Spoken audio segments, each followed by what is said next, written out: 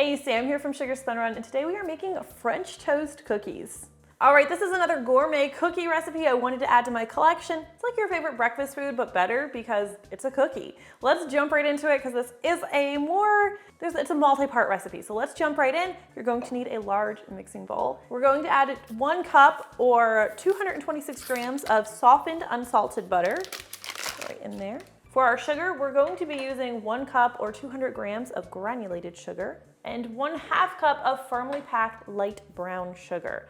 All right, now today's recipe could absolutely be made in your stand mixer, but today I'm just going to be using my electric hand mixer.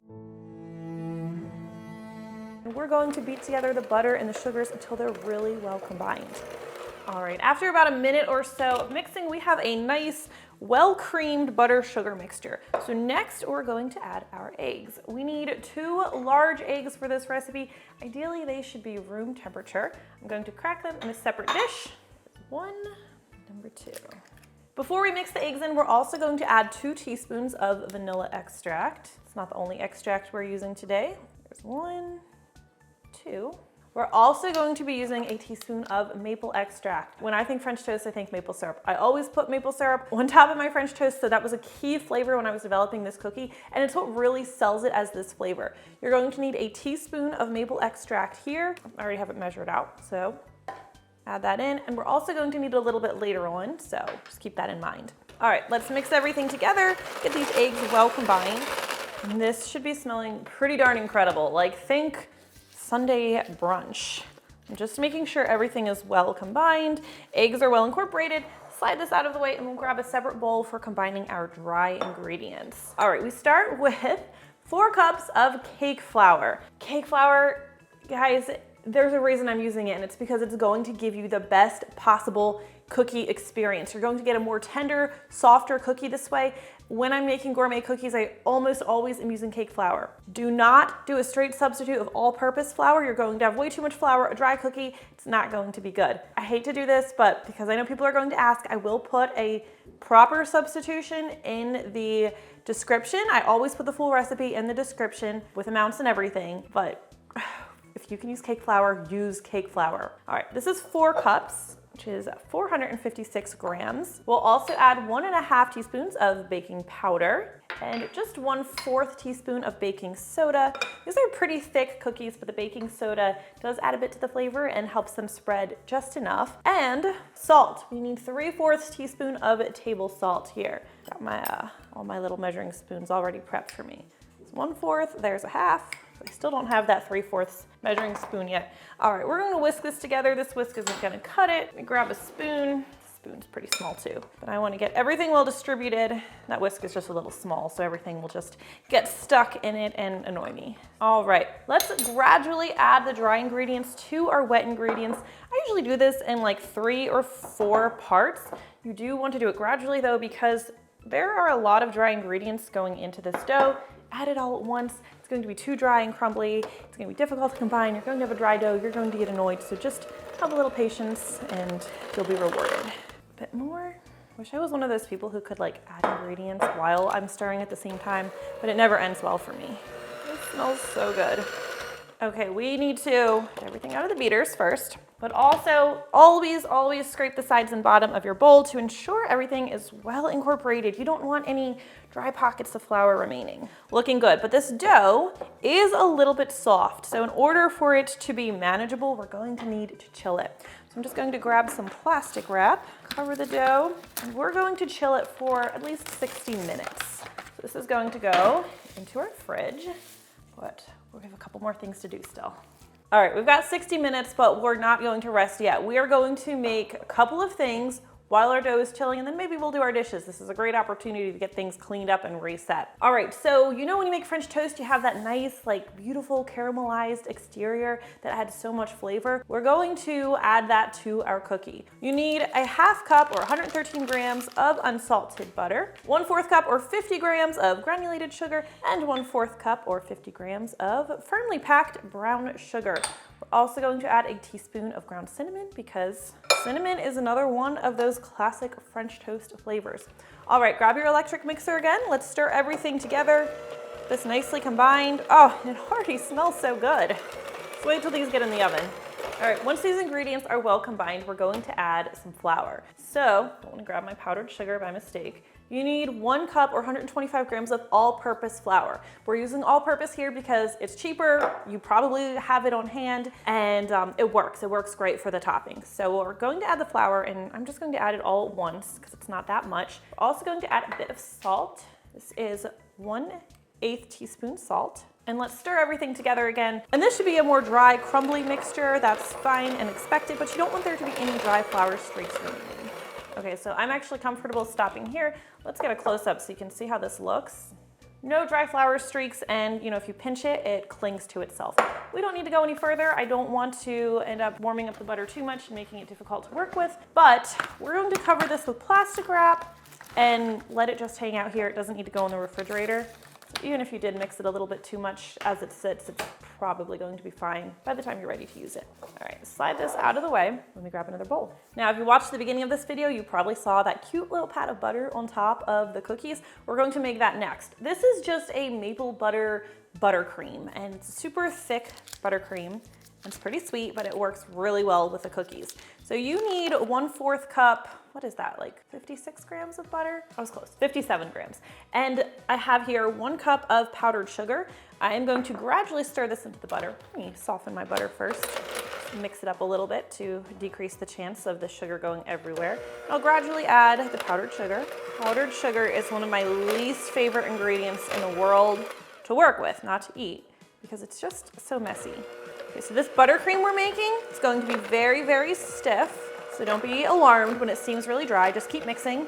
We need it to be really thick and stiff so that when we put it on our cookies, it doesn't melt all over the place. Kind of think like it's going to be sort of like working with fondant, but better. Still a little crumbly, but I'm going to pause here and I'm going to add my maple extract because this is like a maple butter buttercream since we're not adding syrup on top. And that is 1/2 teaspoon. Also going to add a little bit of salt, just 1/8 teaspoon of salt. All right, and then we'll keep mixing, get everything well combined, everything nicely distributed. Okay, and once it's combined and all of the sugar is nicely incorporated and there are no dry streaks, let's take a look at it. So this looks great, so I'm going to go ahead and form it into my butter cubes. All right, we're going to scoop the butter into just small portions. You want to get like 17 scoops because you should get about 17 cookies. So I just scoop these about 1.5 teaspoons per scoop. If you're using a scale, you want about 9 to 10 grams per butter. And we're just going to kind of roll this into a ball and gently flatten it, then form it into a square. It's probably going to be a little bit soft at this point. I'm just going to move this over to a piece of parchment paper. We're not going to cover it. It'll sit out, no problem. And at some point before you pull the cookies out of the oven, just gently reshape it into a square. It'll be a lot more malleable at that point, and you'll be able to get nice, neat squares.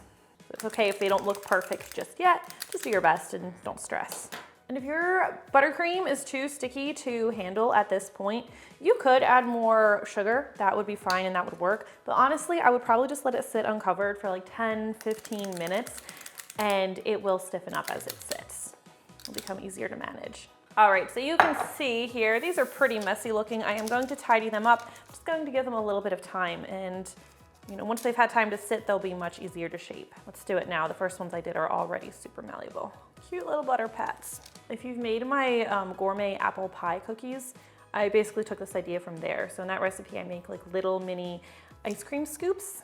And this is basically the same, except it is maple heavy in flavor instead of being vanilla heavy in flavor. All right, so about now, there's still about 30 minutes before the cookie dough comes out of the oven. So I'm going to start preheating my oven. We'll preheat it to 350 degrees Fahrenheit, which is 175 Celsius. And once I finish shaping these, I'll do a couple dishes and then we'll grab the dough and we will continue. All right, this dough's been chilling for an hour. We've made our topping, we've made our buttercream, and our oven is preheated to 350 degrees Fahrenheit. Let's do some assembly so you can get these cookies in the oven.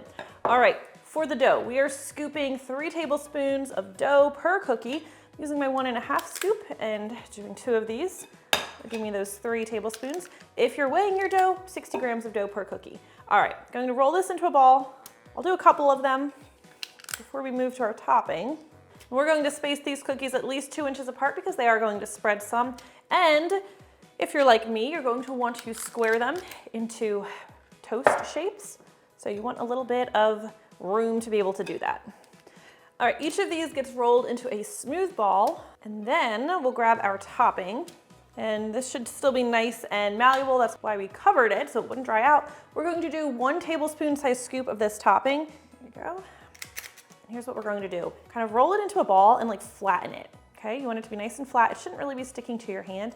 Then take one of your cookie dough balls and just place this over top and sort of wrap it around the edges. You're not going to wrap the whole cookie, just mostly the top of it. And if you notice any cracking or tearing, no problem. That actually kind of looks even nicer when you get some of those tears in there. Does it look like a real slice of, caramelized French toast? Let's do another one. All right, once you have all of your cookies, well, enough cookies for 1 pan. I usually do 4 to 6 at a time. You have them prepped. We're going to take them over to our 350 Fahrenheit preheated oven. Put them in the center rack. They typically need to bake for about 13 minutes. What you're looking for is the very edges to be beginning to turn a very light golden brown. Just like with all of my gourmet cookies, make sure you don't overbake them or they'll be dry and not as flavorful as they should be. All right, now once these come out of the oven, there are a couple of things you need to do right away. First, I'm going to gently flatten each cookie using the clean bottom of a measuring cup. And this is because I want them to look like French toasty, like slices of bread. So flattening them helps with that a lot. So first we flatten them, then we shape them. Ooh. This step is optional.